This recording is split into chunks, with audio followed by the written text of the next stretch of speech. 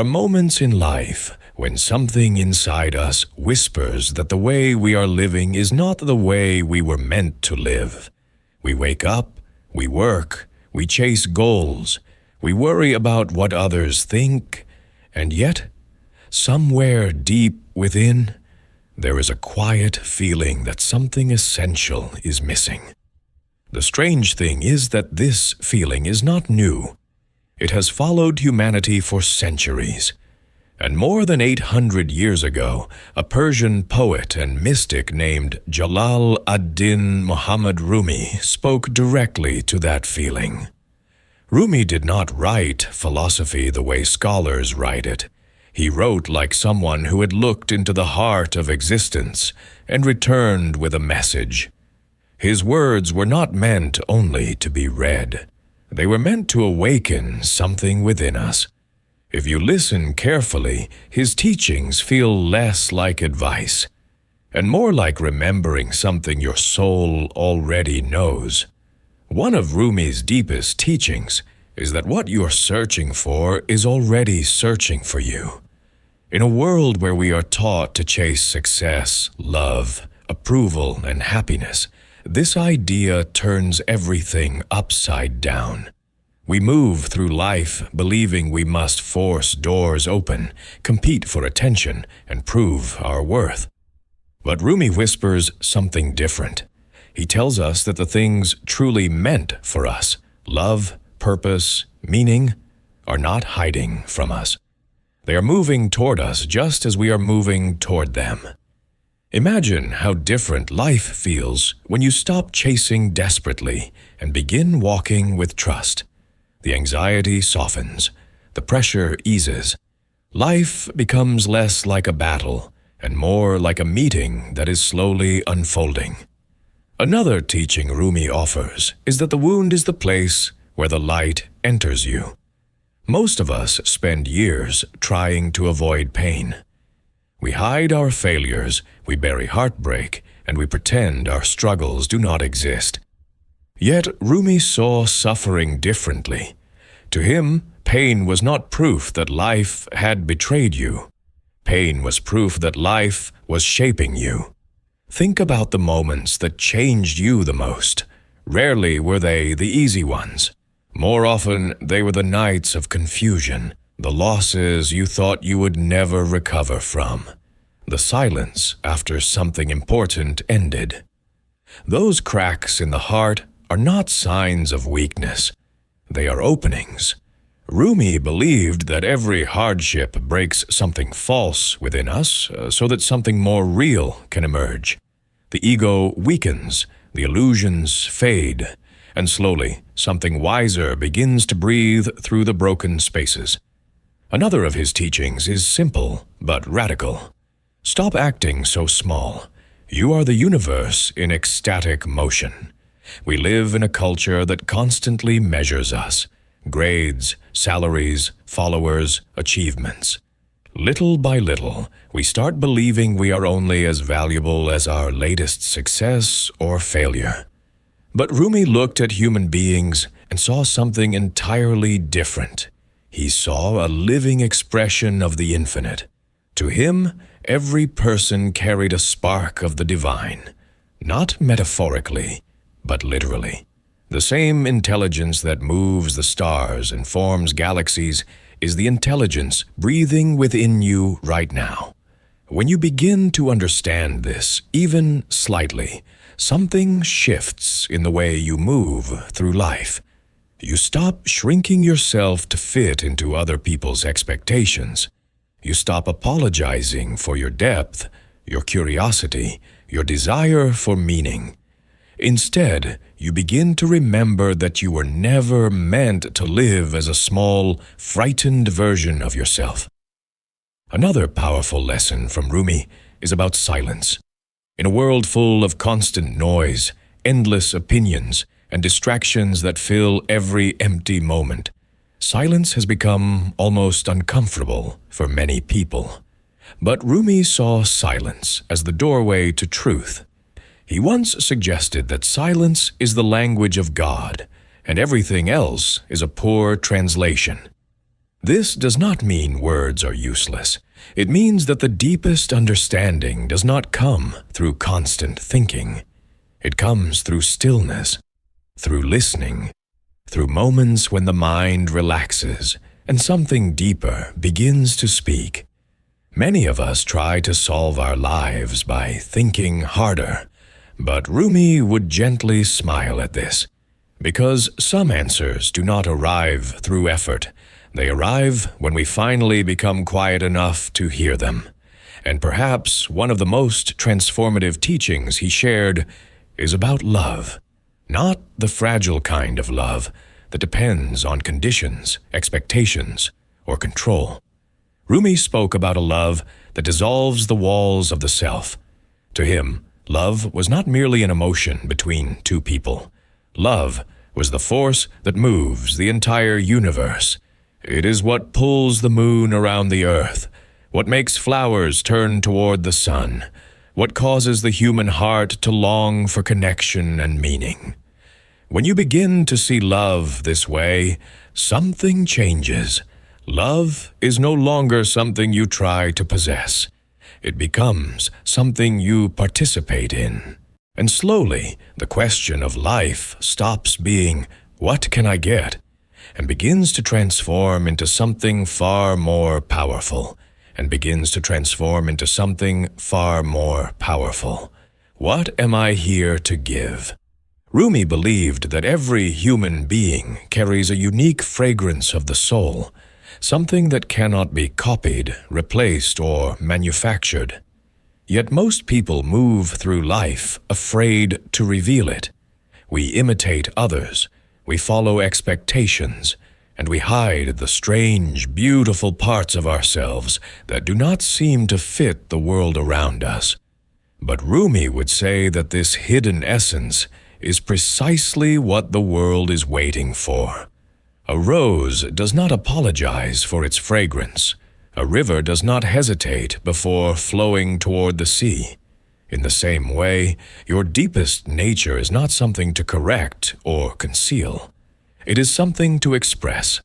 When you stop trying to become someone else, you begin to discover who you truly are. And strangely, this discovery does not make you separate from others. It connects you to them more deeply, because authenticity has a quiet power. When someone lives honestly, it gives others permission to do the same. Another of Rumi's teachings reminds us that the mind often becomes our prison. We spend countless hours replaying the past or worrying about the future. Thoughts circle endlessly, building fears that may never happen and regrets that cannot be changed. Yet Rumi saw the mind as a useful servant, but a dangerous master. He once suggested that beyond ideas of wrongdoing and right-doing, there is a field, and he invited us to meet him there. This field is not a physical place.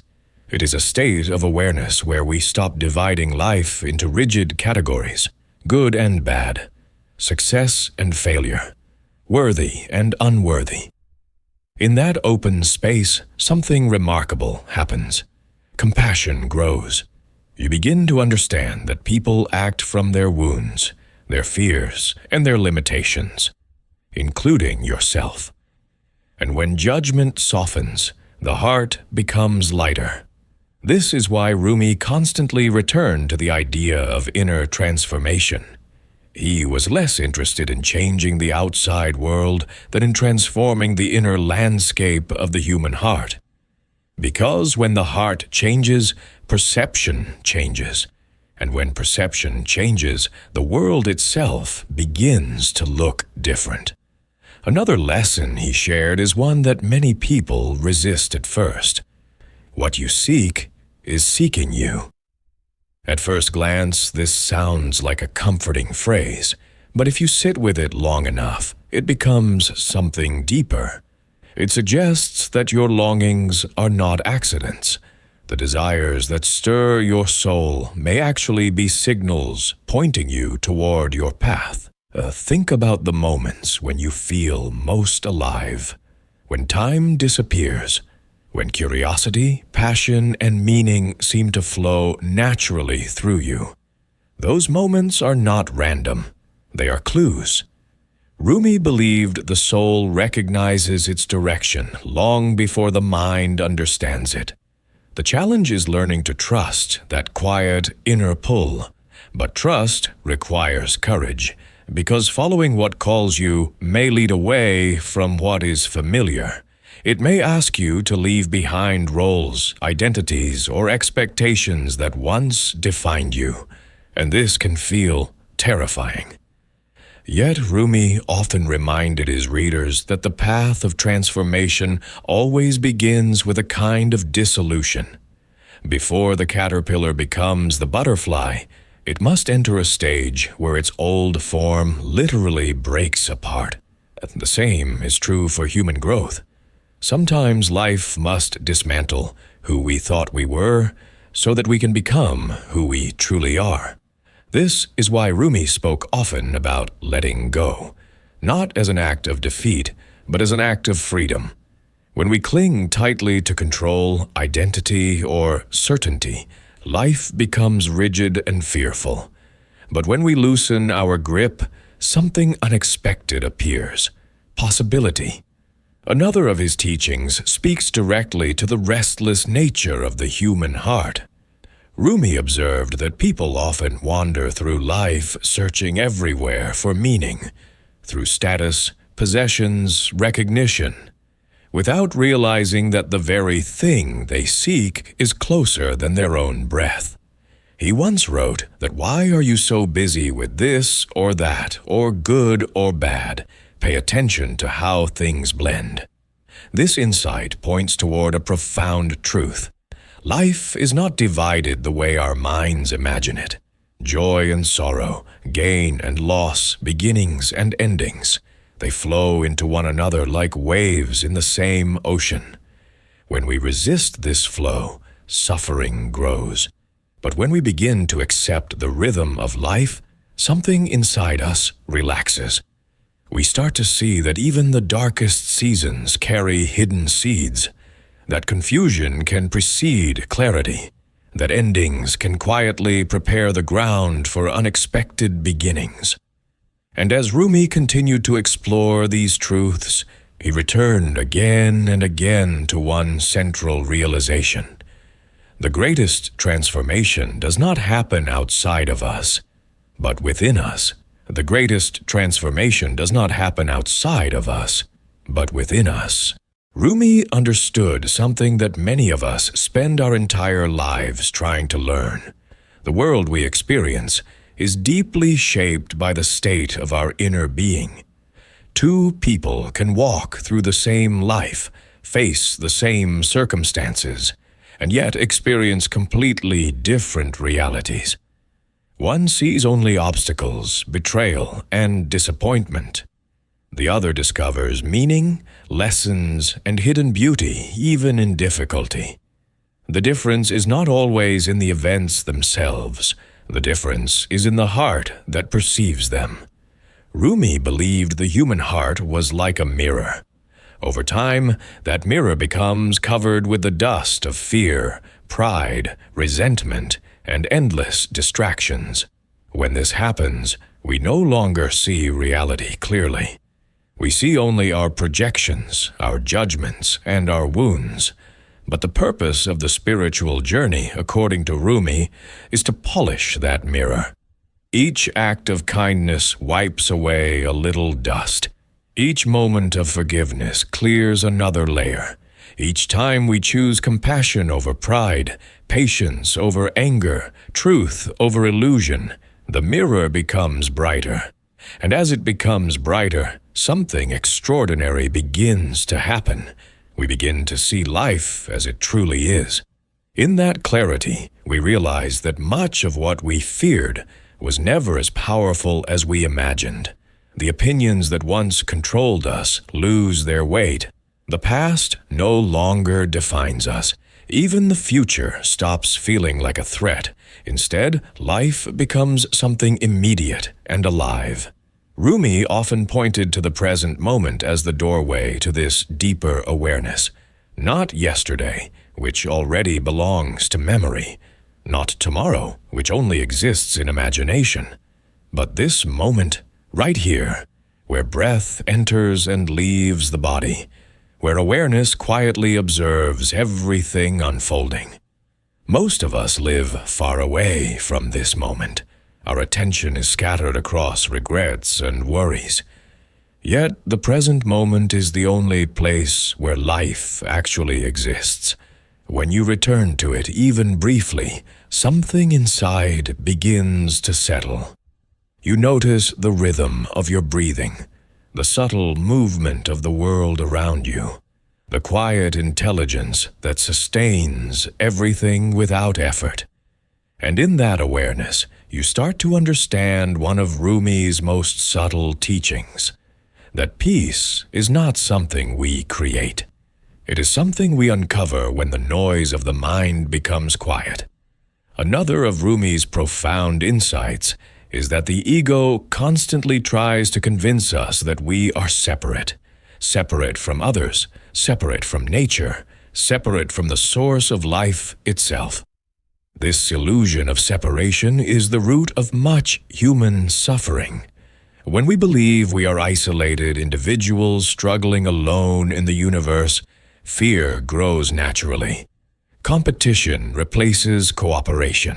Comparison replaces appreciation. And life becomes a constant effort to defend and protect the fragile identity we have constructed. But Rumi saw through this illusion. To him, human beings were not separate fragments. They were expressions of the same vast reality, like waves rising from the same ocean. Each wave appears unique for a moment, but its essence is still water. In the same way, beneath our different names, cultures, and stories, there is a shared essence connecting every living being. When this realization begins to dawn within us, even slightly, something beautiful happens. Compassion becomes natural. Understanding grows. And the barriers that once divided us start to soften.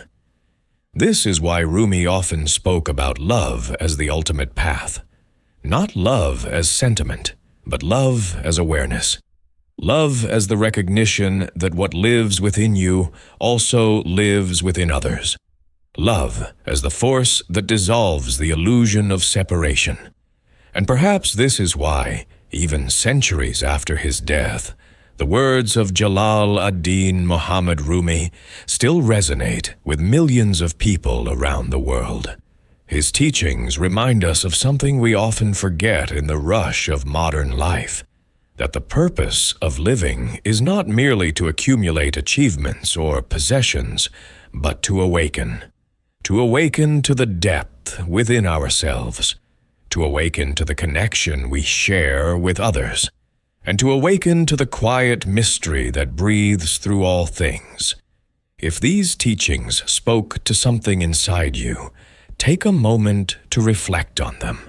Sometimes a single idea, deeply understood, can change the direction of an entire life. And if you enjoy exploring wisdom like this, timeless teachings that invite us to look deeper into life and into ourselves, make sure to subscribe to the channel.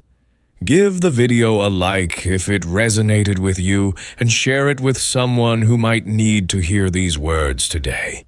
Because sometimes a simple message arriving at the right moment can open a door in the heart that has been waiting quietly for a long time.